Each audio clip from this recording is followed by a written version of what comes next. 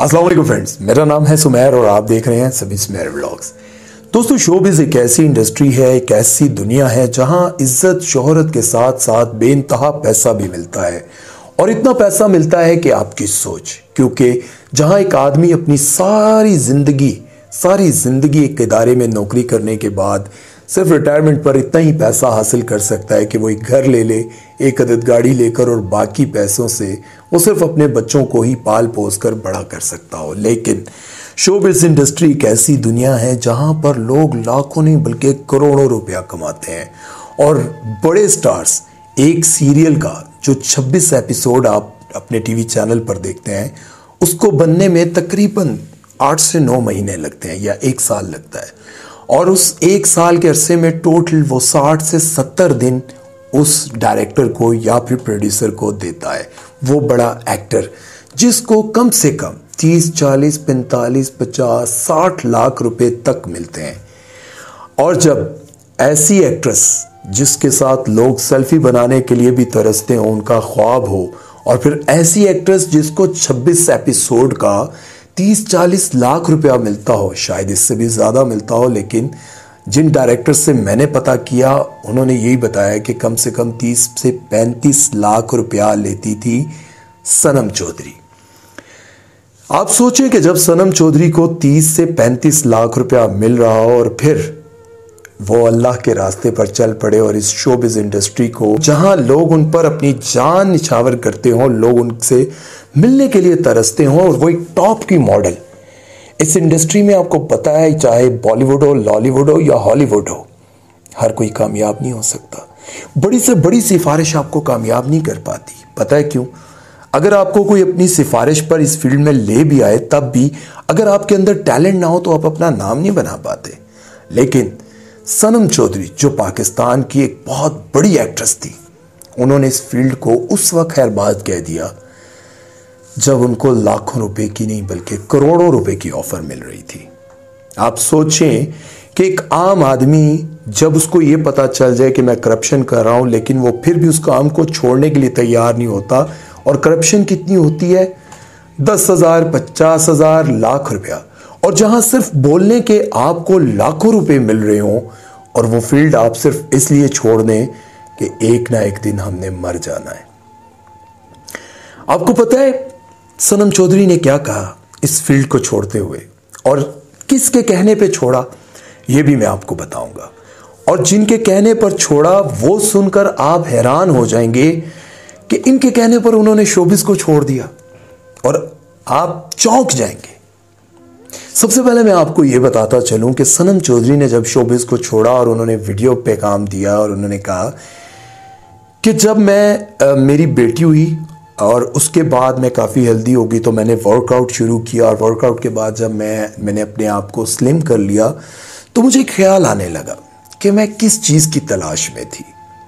अब सोचिएगा, गौर कीजिएगा और आपको मेरी बात बहुत अच्छे से समझ आ जाएगी। वो कहने लगी कि मैं सोच में पड़ गई कि मुझे किस चीज़ की तलाश थी ज़िंदगी में। वो कहने लगी कि मुझे ज़िंदगी में फैमिली की तलाश थी। अल्लाह ने मुझे औलाद दे दी, शोहर दिया, घर दिया, अब मैं किस तरफ जा रही हूँ? अब आप सोचें कि जिस औरत को, जिस लड़की को लाखों रुपए की ऑफर हो रही हो, सिर्फ बात करनी है। एक्टिंग क्या है? सिर्फ बात करनी है ना, सिर्फ बोलना है, जाली आंसू दिखाने हैं, जाली अपने जज्बात दिखाने हैं, negative characters, positive character, hero, villain, लेकिन ये सब जाली है, ये सब एक्टिंग है, और इसके आपको लाखों रुपए मिल रहे हो। अगर मैं यहां बैठकर चंद आंसू बहाऊं और उन आंसुओं के मुझे लाखों रुपए मिल रहे हो, तो क्या मुश्किल है यार? क्यों मैं छोड़ूंगा इस काम को?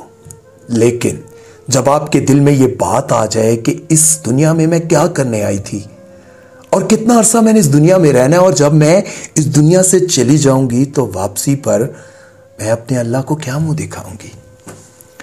अब सोचिए, एक ऐसी लड़की जिसको लाखों रुपए की ऑफर हो रही है, और उसके बाद उसके इर्द गिर्द डायरेक्टर्स अपने प्रोजेक्ट लेकर बैठे हों कि प्लीज साइन कर दें और मेरे प्रोजेक्ट में आप काम करें।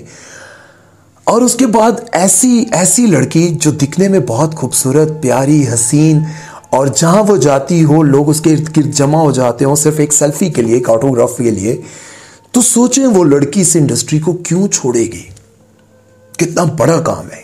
अब जो बहुत सारे लोग हैं ना, वो सनम चौधरी को ऐसी तनकीद का भी वो निशाना बनाते हैं और कहते हैं कि 900 चूहे खाकर बिल्ली हज को चली।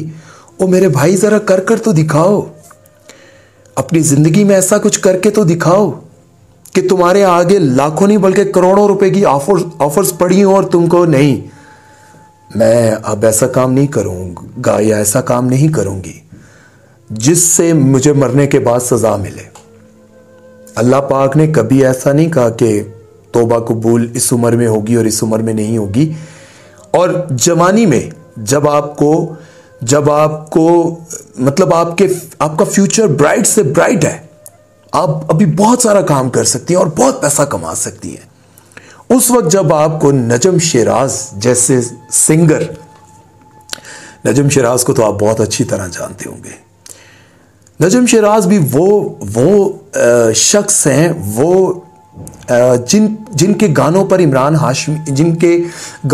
इमरान हाशमी को कास्ट किया गया हो, पिक्चराइज किए गए हो इमरान हाशमी पर।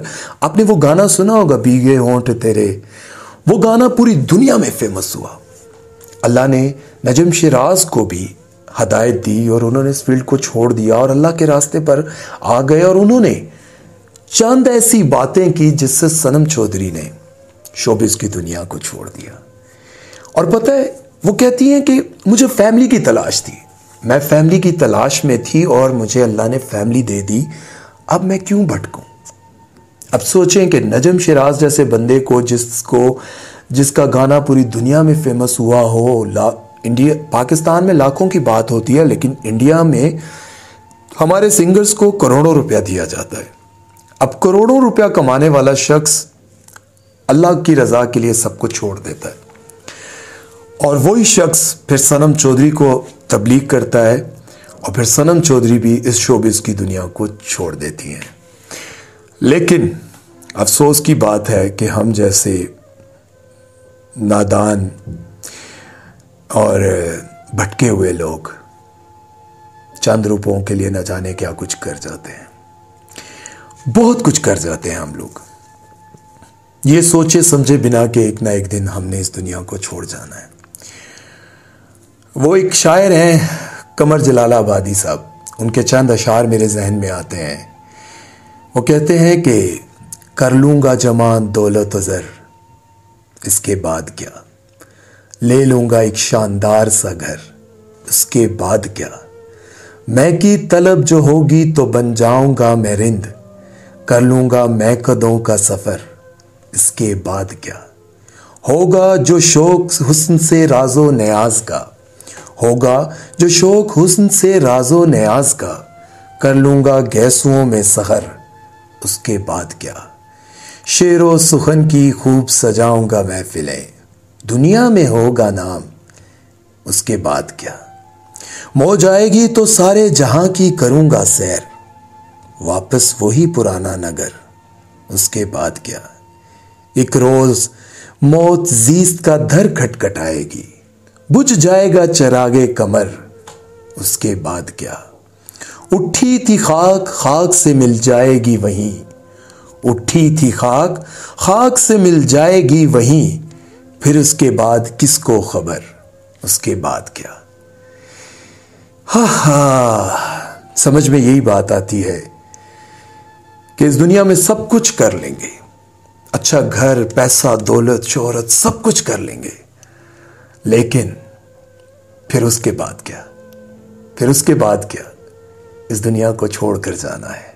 और जो कुछ कमाया, जो कुछ जोड़ा, बैंक बैलेंस सब कुछ बनाया, वो सब कुछ छोड़कर जाना है। तो फिर क्यों ना कुछ ऐसा कमा लें कि जो यहां से जाने के बाद वहां काम आ जाए। क्योंकि वो कहते हैं अक्सर ट्रकों पर, हर जगह पर ऐसी बात लिखी हुई नजर आती है कि जिंदगी ध्यान से गुजारना भाई, क्योंकि कफन में जेब नहीं होती। अपना बहुत सारा ख्याल रखिएगा। सुमैर चौधरी को दीजिए इजाजत। अल्लाह हाफिज।